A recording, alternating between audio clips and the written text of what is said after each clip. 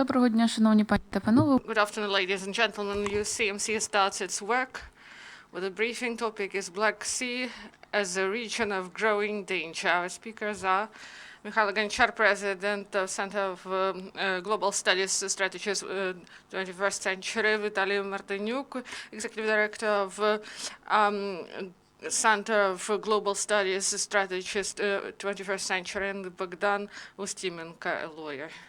Welcome. Today's briefing is dedicated to the problems connected with the current security situation in the Black Sea region.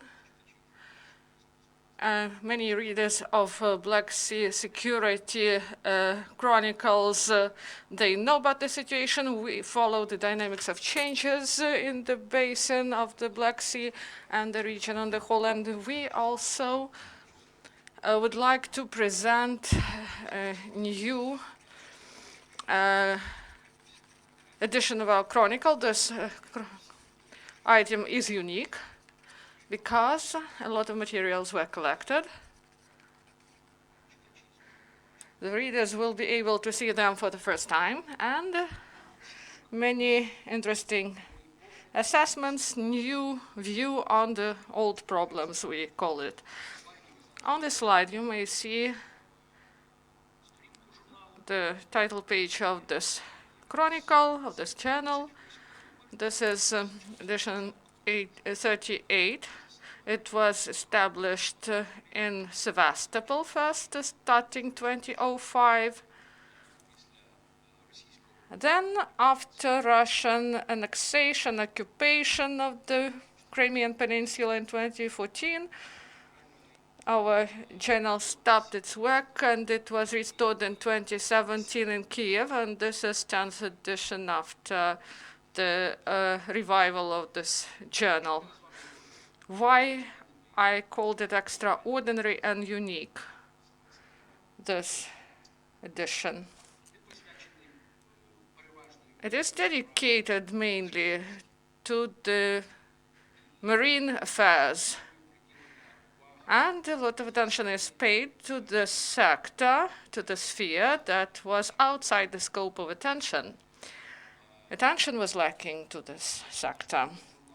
And on the pages, we have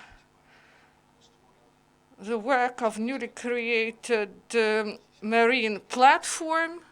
Today's speakers are the members of this independent expert maritime platform. And we made our main work in spring this year, and they were published on Black Sea News portal, and now we provide it in full on the pages of our journal with current assessment of the situation and what should be done and what should not be done concerning the issues of Black Sea security situation, especially concerning Crimea. Also, we underestimated underwater threats. Please, next slide. Underwater threats in the Black Sea. It's not a secret that after occupation of Crimea, Russia enforced its military Black Sea Fleet forces, and the matter is there is intensive building up of capabilities Russia to control underwater area. And on the slide, you may see that today Russia has fully acoustic control of underwater space in the Black Sea due to placing special hydroacoustic systems in the bottom of the sea in different regions. And we have a fundamental analytical article. It was prepared by the Association of Veterans of Maritime Forces, headed by former commander of maritime forces, Mr. Hajduk, and Bogdan Ustymenko and Bakayi also participated. This is a fundamental article that explains what Russia wants, and they act not only from the sea to the soil, but also they act underwater. And it should not be outside the scope of our attention. Also, maritime forces of Ukraine are considered. This is publication of the two authority guru, I would say, that Vice Commander Renenko and Rizhenko. This is about what our forces should be and what should be done to do to make them capable to repel the enemy on the ground, in the sea, and in the skies. Also, important attention is paid to the issues connected with what is called, I would say, legal issues, international legal issues in the context of the Convention of UNO on Maritime Affairs and regional implementation of this legislation. And it's not a coincidence that we have a very well-known Ukrainian journalist, Bogdan Ustymenko, together with Mr. Rizhenko. They've prepared an interesting publication. And also this issue was covered concerning international maritime organizations. Also, we've paid attention to what is believed to be more thorough look at our enemy. In our journal, we have an article.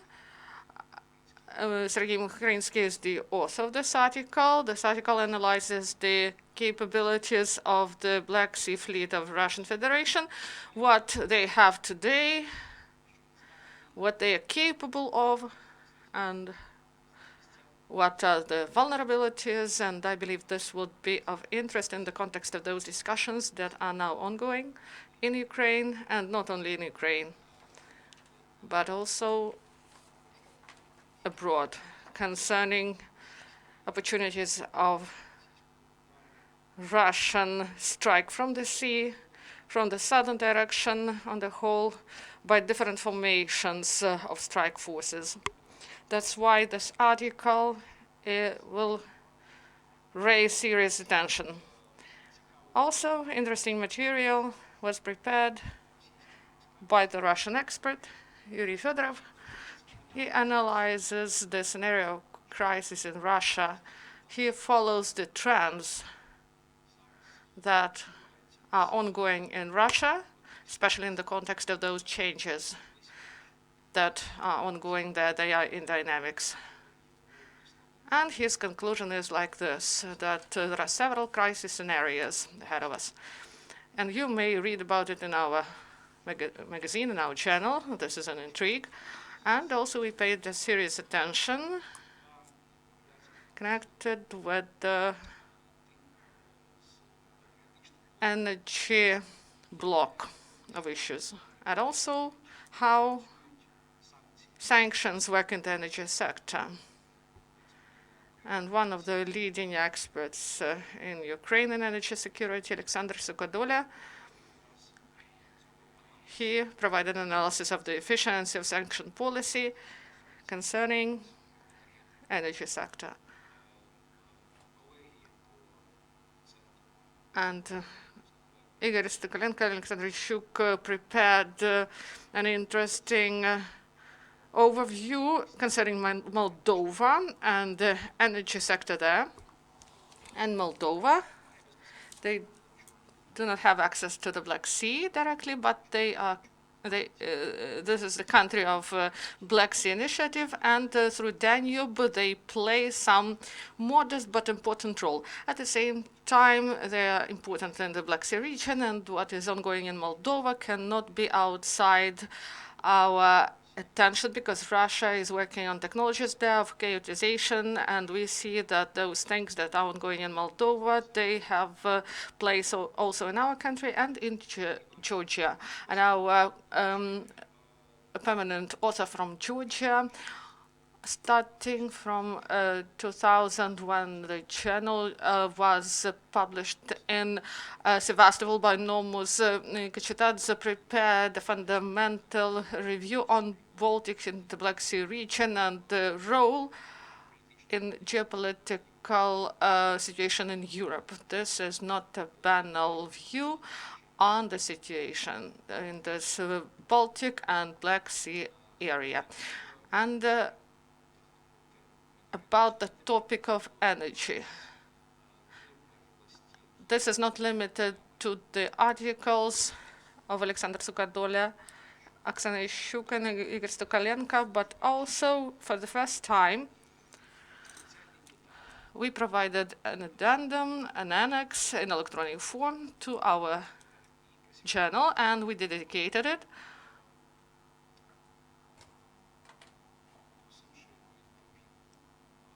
We asked to prepare an article,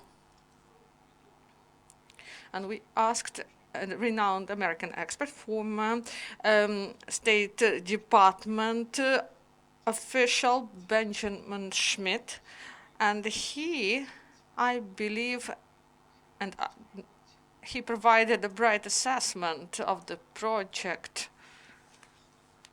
Please show the slide. He provided a special assessment of Putin's stream, I mean Nord Stream 2, that Russia is trying to build in the Baltics, and why we wanted to make this annex to our channel, because what is done by Russia in the Black Sea, where they believe this is a polygon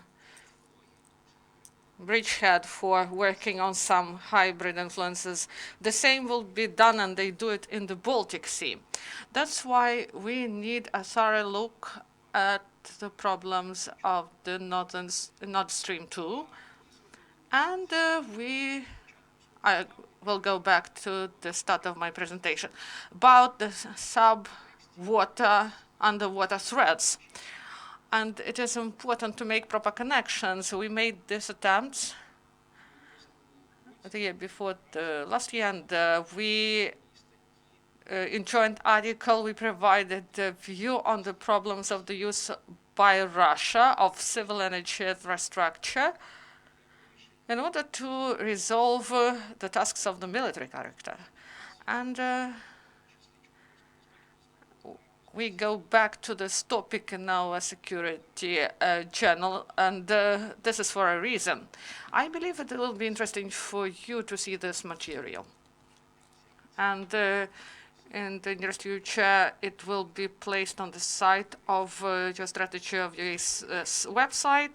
And also, in our channel, we also advertise an edition that appeared recently. This is for the first time in the world, I believe. This is Irzan Val magazine that was published in Ukraine. And it will appear soon for the first time. And our readers know that in each our issue, we provide information about the situation in Russia concerning their domestic trends and processes. And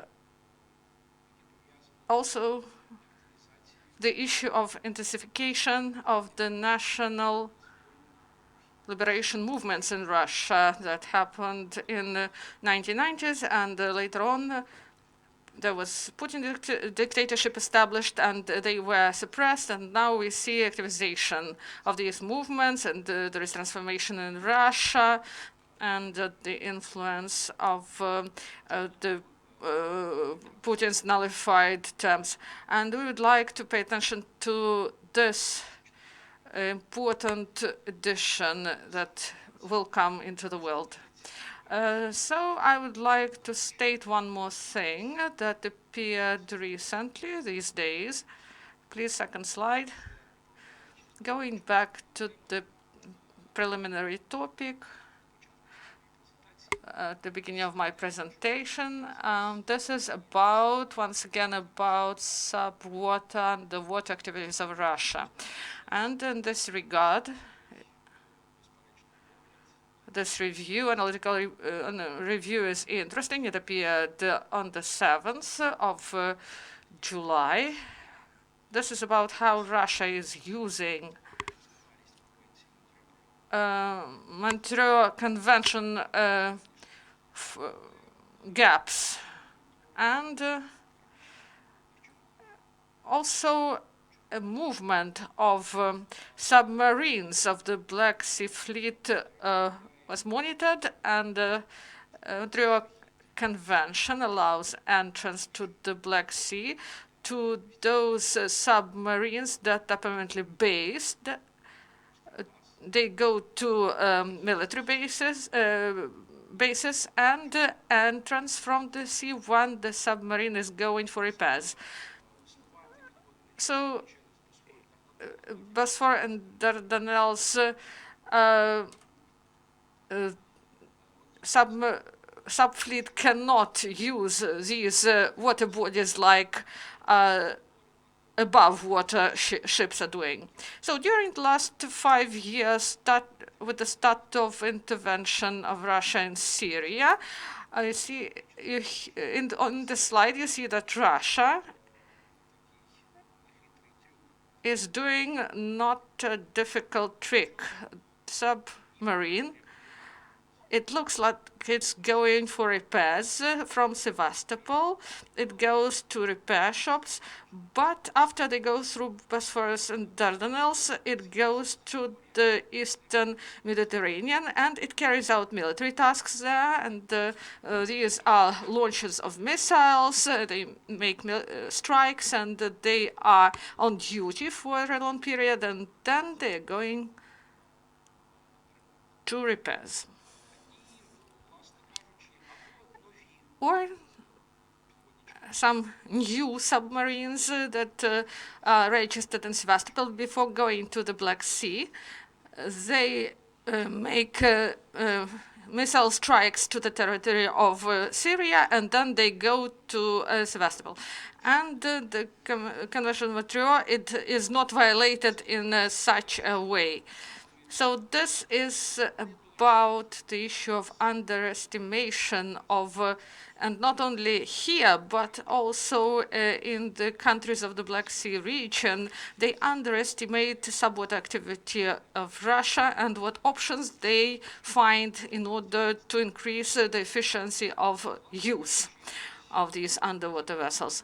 So this is a review of materials that we've prepared. The journal has 100 pages sharply, and you will find a lot of new things and assessments. And this is what shows the dynamics of changes in the Black Sea region.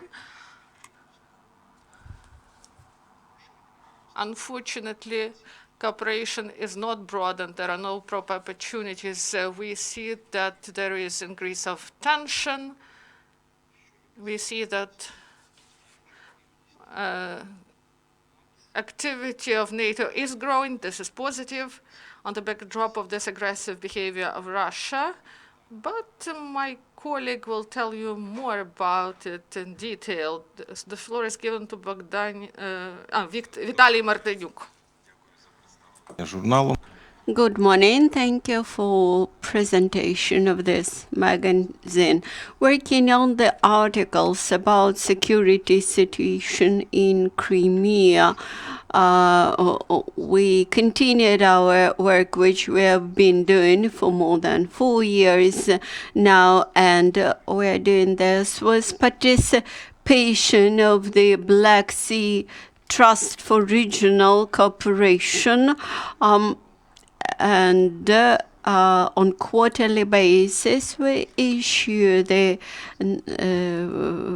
paper analysis which describes the situation and recommends how to counteract the threats and how potentially to neutralize the negative impact Here on the slide, you see the second issue of the analytical paper for this year, which is called Dangerous Trends in the Black Sea Region, and it is based on the information about the second quarter, and we came to conclusion the situation remains unstable.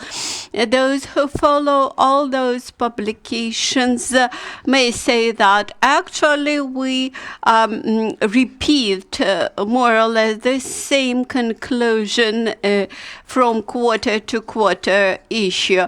And that's true that the situation is worsening because the source of that worsening is still present, and the source is called the Russian Federation. They tend to demonstrate that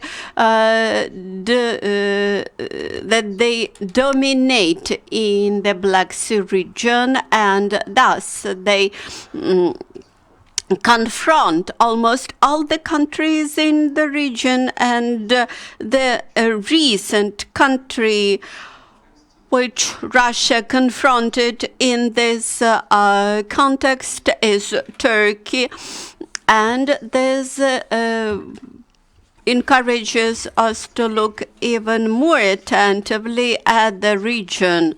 We believe that the Black Sea is not the ultimate objective for the Russian Federation. We believe that the Black Sea is just a base, maybe military base for further promotion to the Balkans, to the Middle East, to Northern Africa.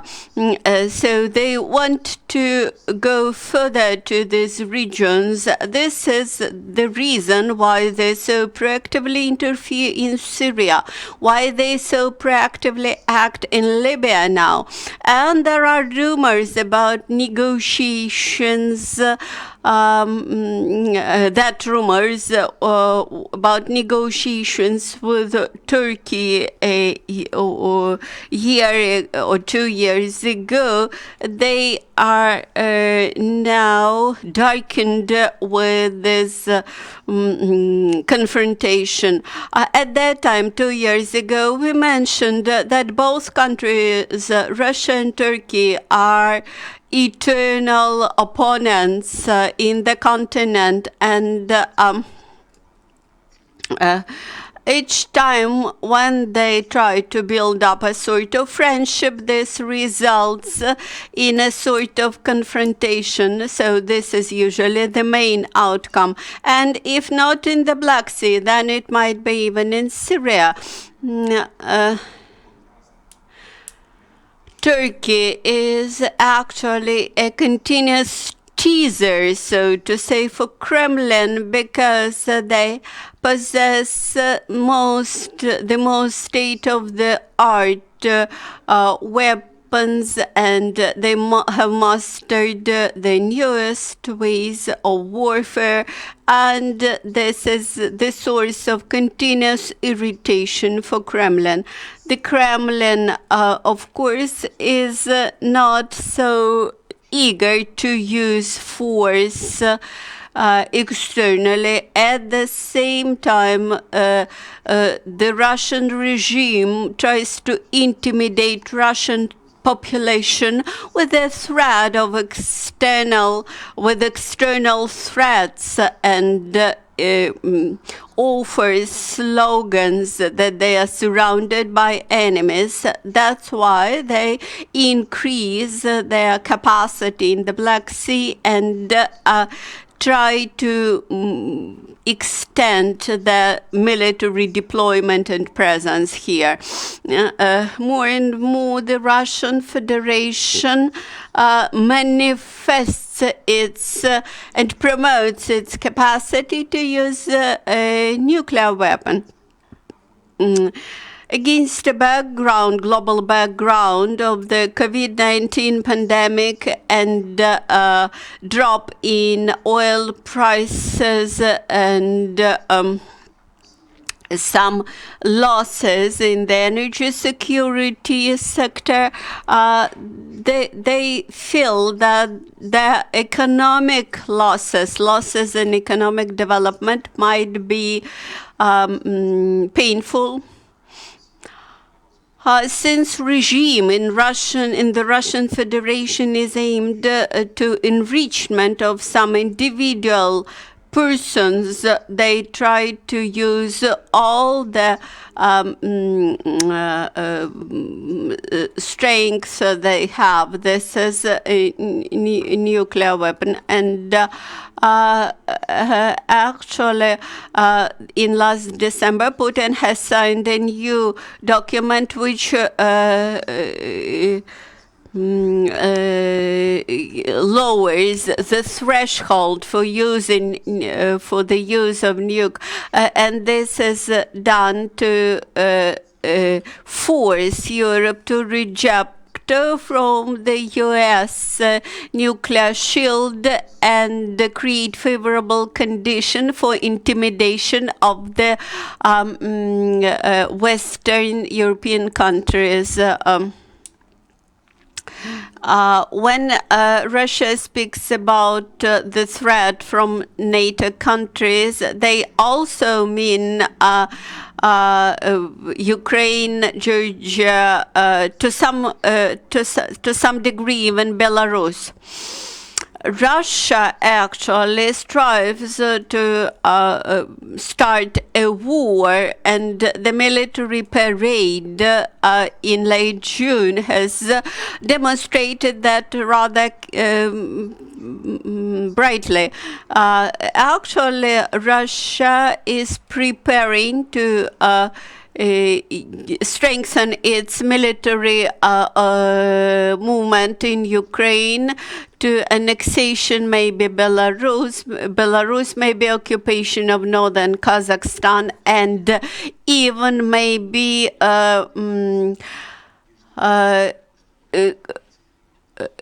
conquest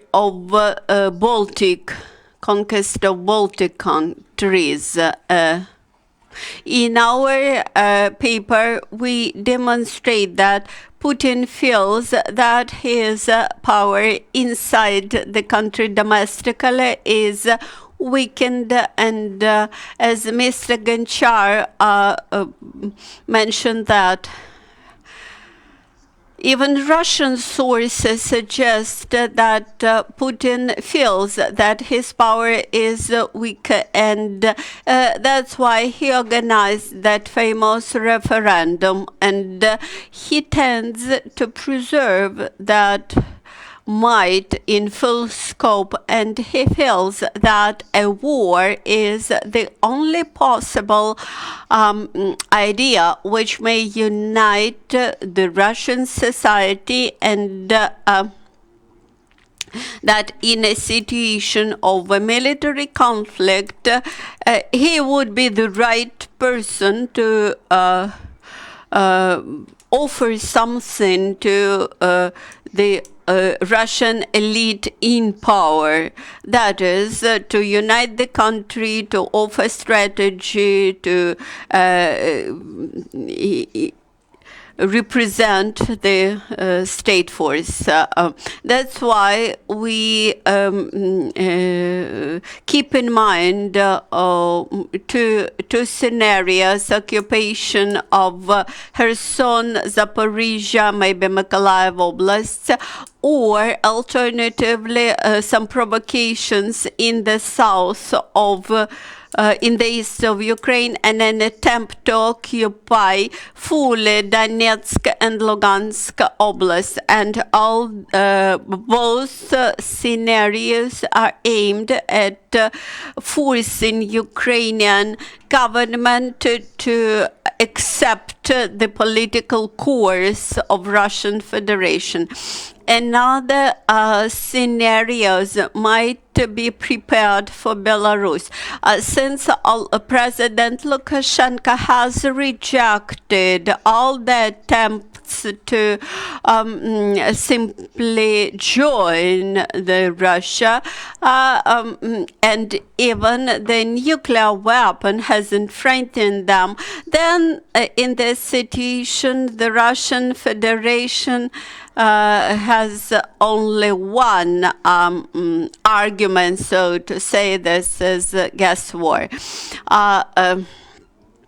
Let us look at Asia now, at Middle Asia, Kazakhstan. Russia has been working on maintenance, on preservation of its impact for a long time there now. They may try to strengthen its impact on Georgia, and this is all aimed to strengthen the political potential of Putin. In our magazine, we continuously draw attention to violation of the human rights in the occupied territories, in the territories occupied by Russia. In the occupied territories, Ukraine cannot guarantee enjoyment of human righs, and all the human rights activists continuously draw attention to the fact that Russian occupation has actually resulted in a total deprival of local residents from human rights. They continuously imprison people. Quite recently, this week, in early morning, in the best traditions, at the dawn of the day, actually, this was also always the tradition of KGB. So the Russian FSB has conducted searches in private houses of Crimean Tatars, and at least 8 persons were detained in result of that actions. And one of the reasons is that local Crimean residents are enrolled to the military service in Russian army. And another big violation of the international law was that constitutional, so to say, referendum in Crimea. So the new issue of the Black Sea security is now published. We continue to monitor situation there in the region, and we're happy to get your questions, comments, etc. You may use a special section and link on the website. And with this, I'm happy to give the floor to Bogdan Ustymenko, my colleague. Dear friends, good morning. I'm happy and I am honored to be an author and co-author of 2 articles published in this new issue. The first article deals with is about international legislation as to the underwater Hydra security, where we analyzed the international documents and activities of the UN, Hydra organizations, the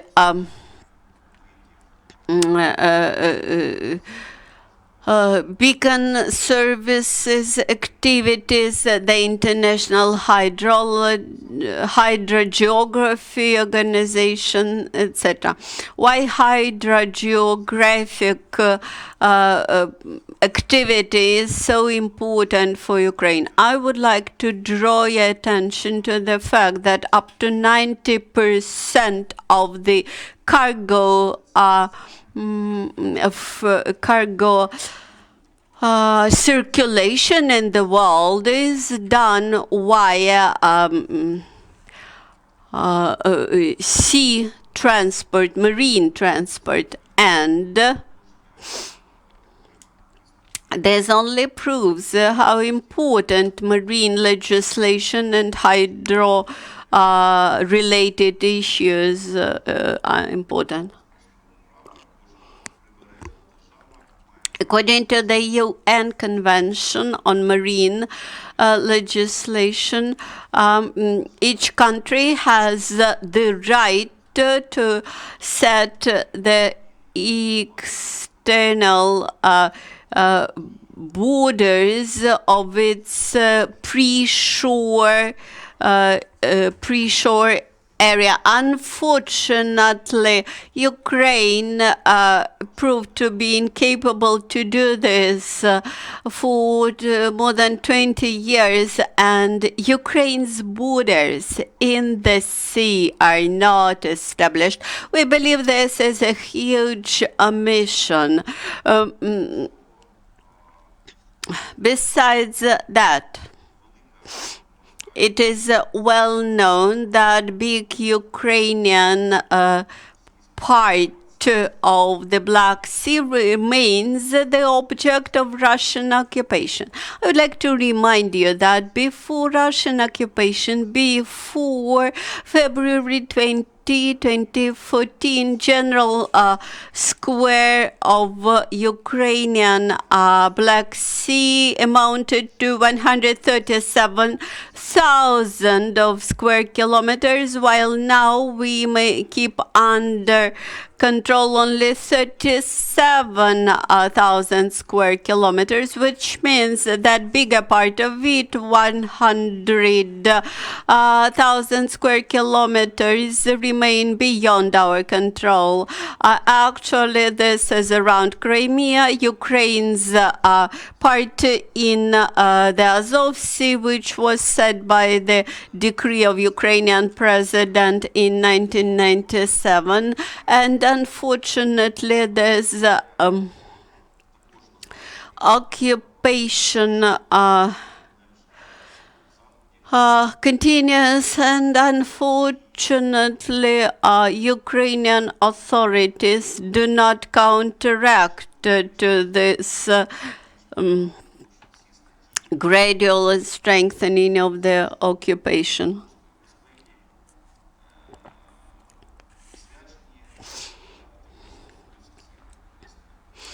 And actually, all the issues that we raise in this analysis, they look at that problem which I mentioned from different angles and different sides. Special attention we devoted to the absence of marine border between Ukraine and Russia in the Black Sea, in Azov Sea, in Kerch draft, and all 30 rounds of international negotiations between Ukraine and Russia resulted in nothing, and unfortunately we failed to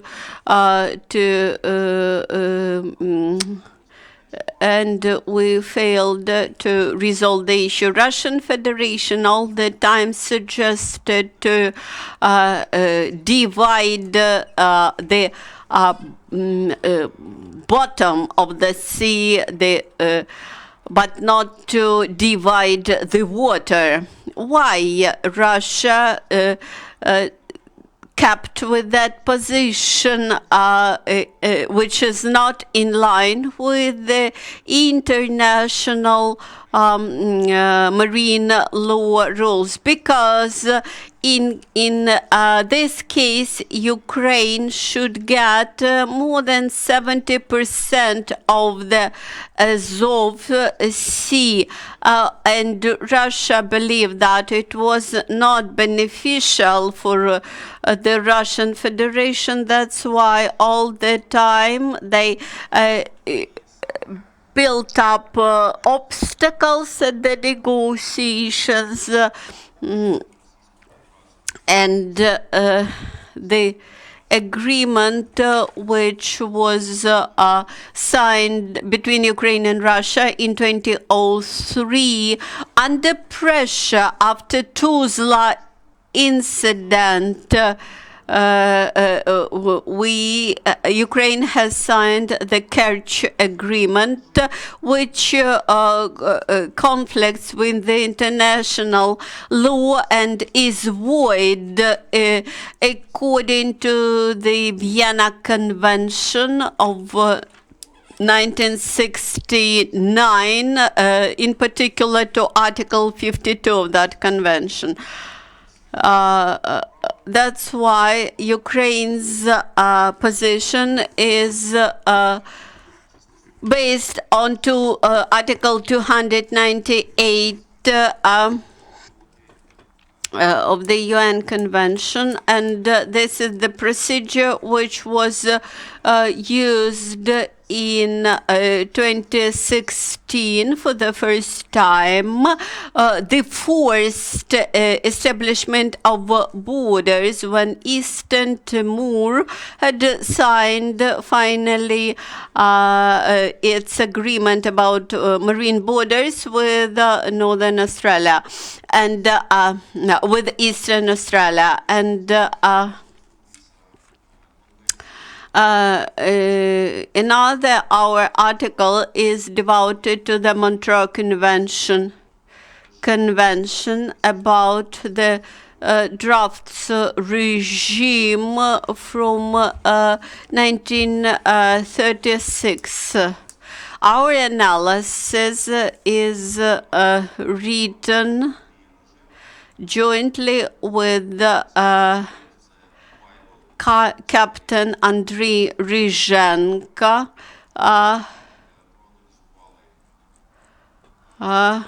who is a big expert in this area, and we analyzed that Montreux Convention from the point of view of possible access to Bosphorus, Dardanelles, and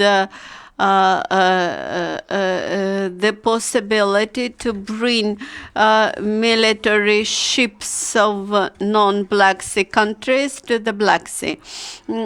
We might remember that Montreux Convention actually was the extension of the military treaties after the peace treaties after the First World War, and it gave all the powers to Turkey in terms of administrative, military, and other sorts of control over Dardanelles, Marble Sea, Bosphorus, and also the right of decision whether to allow military ships to the Black Sea. I won't discuss now the payload of ships, how big they could be, but I would like to draw your attention to the periods within which they can stay in the Black Sea. Article 18 of Montreux Convention sets that military ship may stay in the Black Sea basin not more than 21 days. calendar day. At the same time, the scope of this convention is limited with only 4 water objects. These are 2 drafts, the Dardanelles and Bosphorus, and 2 seas, the Marble Sea and the Black Sea. It does not cover the Black Sea, the Dnieper River, and the Danube rivers. As for the Danube River, there is some specificity related to the Belgrade Convention that regulates navigation on the Danube, was passed in 1948 and prohibits the military ships from non-Danube states to enter the Danube River. At the same time, there are no legal limitations for the NATO countries' ships or the US ships in the Azov Sea or in Kherson seaport. That's why my colleagues, keeping in mind Ukrainian situation, had professionally analyzed the processes that are happening now in the Black Sea. They believe that the presence of the U.S. Ships or NATO ships to stay in the Kherson seaport for patrolling, for deployment in the Azov Sea, in Berdyansk, in Mariupol. This might be rather efficient way of detention of according to Article 37 of the UN Convention on Marine Law. This is right. Neither Russia nor Ukraine has no right to impose any limitations for transit pass of the Kerch draft by any international ship. The provisions of the Kerch Agreement, which was imposed upon Ukraine in 2003, they are absolutely void. They cannot be applied to the Azov Sea and to the Kerch draft. I would like to emphasize once again that that the UN Convention on the Marine Law and other instruments that are existent in the area of public marine law internationally should be applied both to the Azov Sea and to the Kerch draft. Those who might be interested in that topic, you may read our articles. Thank you for this opportunity to describe our work. We have 10 minutes for the questions and answers.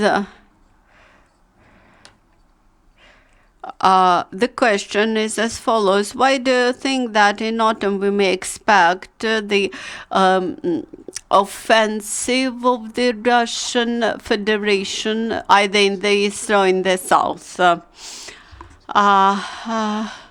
Thank you for this question. Currently, experts both in Ukraine and not only in Ukraine discuss whether it is possible that Russia may start its offensive in autumn. I would like to say that Russian offensive continues, Russian aggression continues.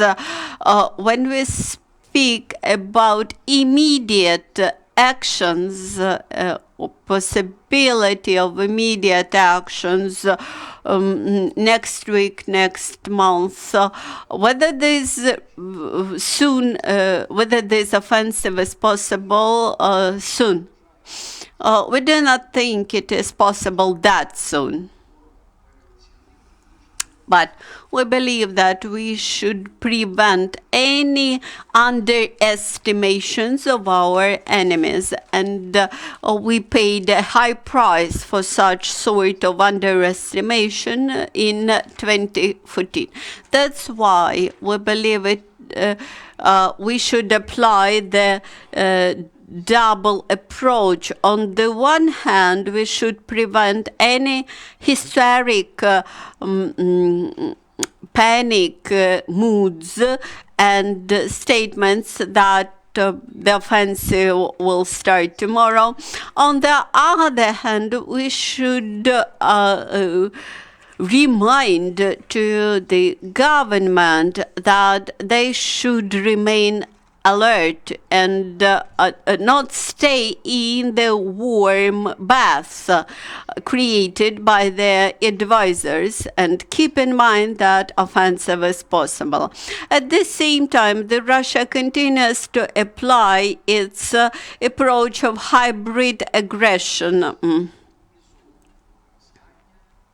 And we believe that against the background of a hybrid approach, Kremlin would try to limit reactions. At the same time, they will continue to create casus belli, that is, preconditions, pretexts for the war. That's why I reminded you about Moldova, Georgia.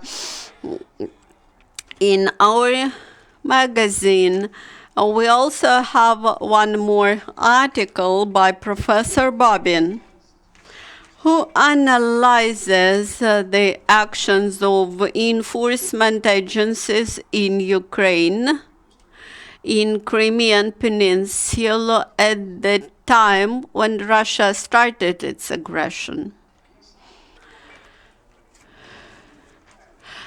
In the past, in 1990s, when I dealt with the Crimean affairs, I recollect how representative of Ukrainian president in the Republic of Crimea and Sevastopol city administration, how that documents created that warm bath for Ukrainian leadership, while the Ministry of Defense at that time, chaired by Mr. Garbulin, did their own assessment of the situation and forced the cabinet of ministers and its commission chaired by Mr. Martyniuk, and prevented scenario of the Crimean separation. And thus they stopped the process in 1994. Unfortunately, in 2014, the situation was quite different. And our main idea of this issue is that we have to assess the scale, the force, the might of the opponents.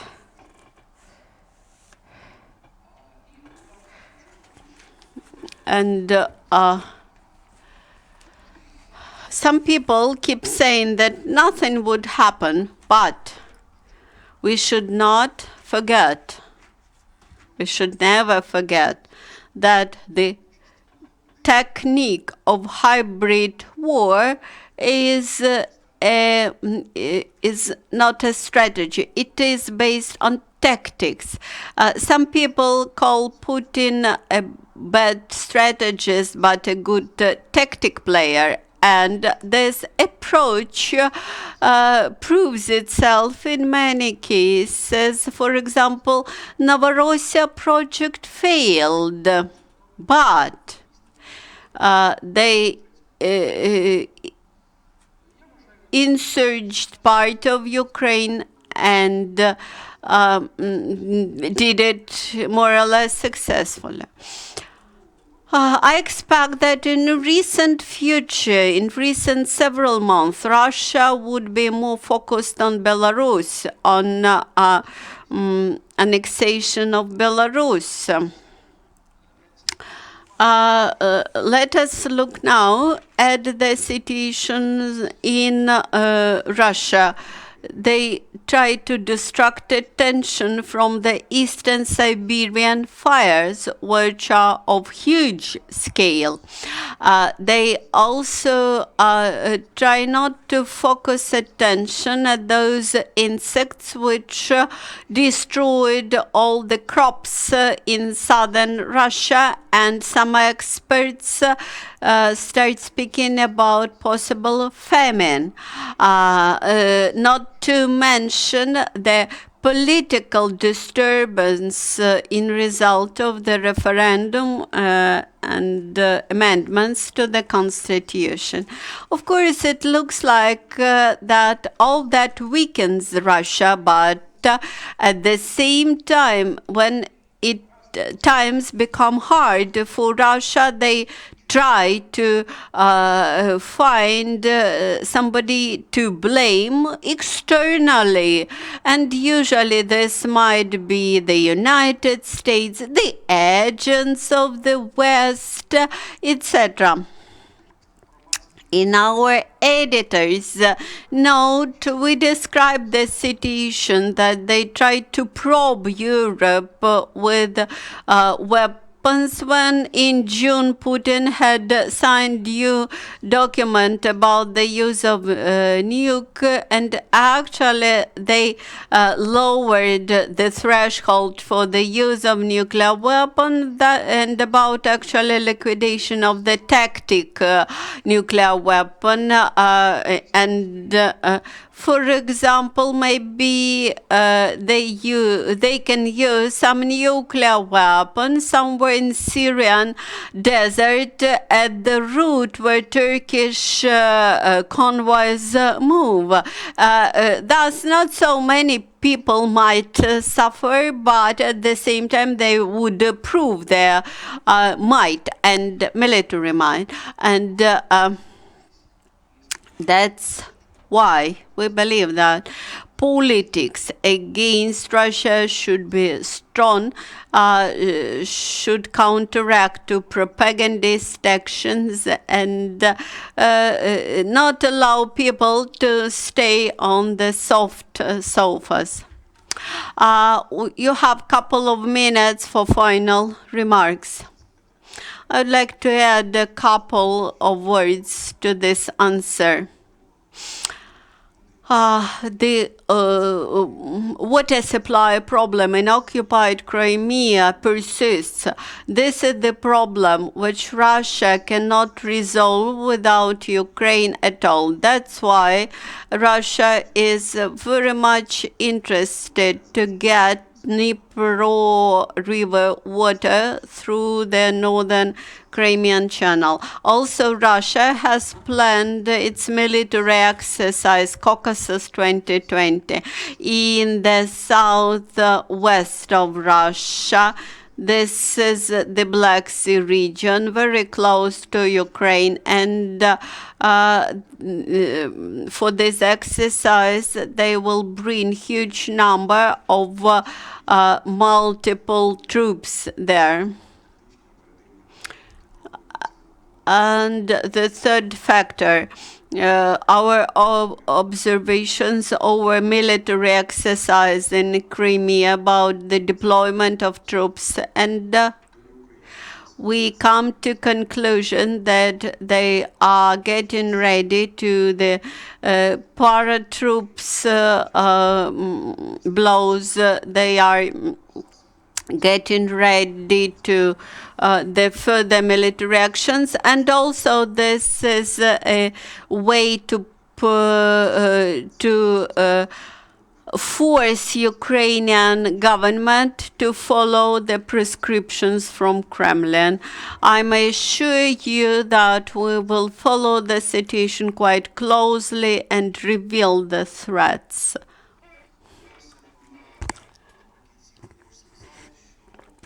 Bogdan, I would like to underscore that without legal strategy how to counteract Russian aggression, the counteraction will fail.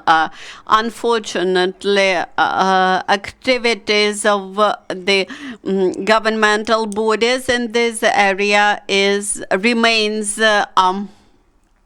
null, actually, and we insist that by the end of this year we have to produce the strategy of marine security for Ukraine and legal security of counteraction to Russian aggression in the international legal institutions. Thank you to experts. Thank you for all your